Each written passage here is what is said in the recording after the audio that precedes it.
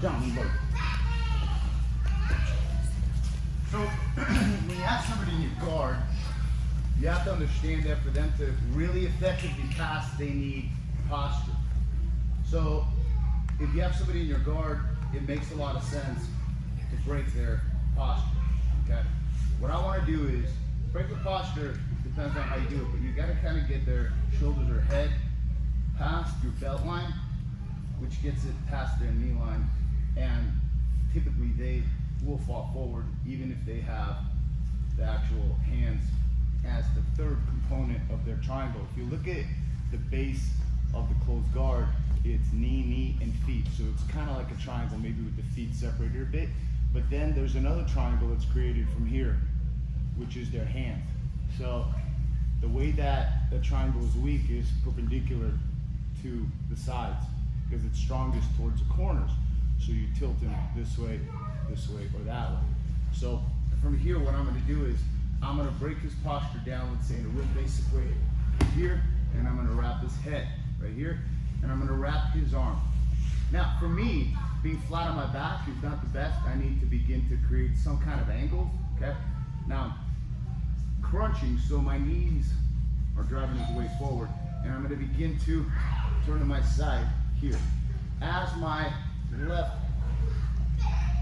my right hand finds his wrist, and I get my right foot to his hip, and I'm pinching his knees, twisting this way. From here, I have a lot of great options, okay? Number one option I have is to kind of scoop my hip out, open his arm up, and lock the triangle here, okay? I lock the triangle literally right here, and it locks real tight. When you guys do triangles, you have to also keep in mind, there's a couple of details that are very important to know. Number one here, I'm using his right hip kind of waist to place my left foot, and I'm lifting my hip and twisting as my right foot controls his far hip. Okay? John, walk your feet to the left just a bit. Yes, we're good. Good. Because what's also happening is that in a punching situation, he's not going to punch me. His right arm. Gentlemen, can you be quiet, please? Ladies. So his right arm is not able to punch. His left arm really is the threatening arm, but I have this control.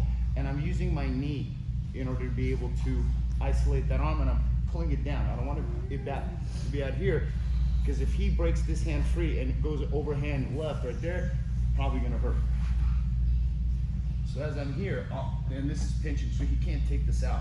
So what I'm gonna do is I'm gonna push this open, bring my foot out, and my knee pinches and my toes turn down so that my heel goes up. I'm gonna reach and grab my shin right where it connects to the head. I don't wanna grab it out here.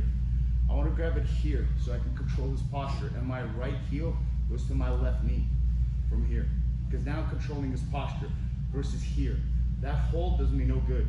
This does. And now as with my hip, I lock it right here. From here, I can just engage my thighs, and you have a real super tight triangle here. You don't have to push the arm across. You don't have to. I mean, you can, but why? You have such a tight angle, and the triangle also is obviously triangle, not a tri-straight, but it's also your legs flexing, because your goal is to make that hole as small as possible where his head and arm is, okay? You do that by pinching your knees, and I'll show you how to do that, and also flexing your thighs, which constricts that area and makes it a lot more firm versus soft, because you want to apply pressure to their neck and arm. Okay. So as we're here, posture up. Okay. So basic. Push his arm down. I want to overhook, and I want to be here. And I want to punch my head, because even here in a punching situation, if you notice, my knees are high. It prevents him from having effective, blows like that, versus this, where he can get a full load on, And even here, if he starts punching me, okay, it's still, he can push me to the ribs, okay? Okay, fine, it's up, push me again, but then you block it here, and then you wrap it, and then you begin to tilt him to the right or her, okay? And here you can kind of extend your shin and so forth, okay? The thing here is that I can punch him here, very easily here. This is a great control. I have a Kimura right here also that I can do, a very primitive Kimura with one hand. But now I move my hips back, this foot, and I'm gonna turn my hip, and then it's pinching here. And now from here, as I throw this up, my toes go back and my knees begin to pinch as I begin to lift my hip and squeeze my thigh. It's super, super, super tight.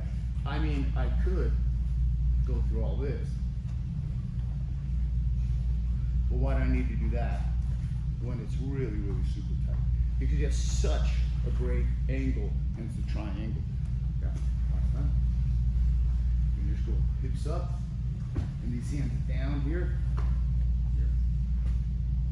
Turn my side, my right knee, right elbow comes in. I want to get that right foot towards the hip.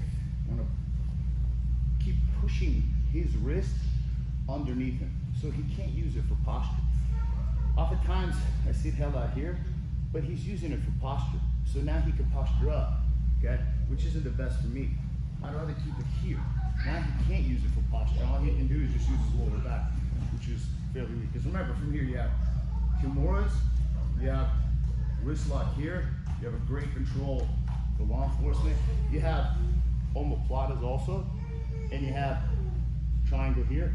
As I push that arm open, grab the shin, and here. Because ideally, I want my right knee blocking off that hole, because that's a still threatening type of a punch. Because if I'm too fixated on this, you can throw a left hand, but I still catch it here, squeeze, and finish.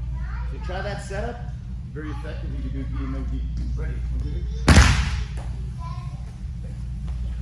That angle really helps with the try.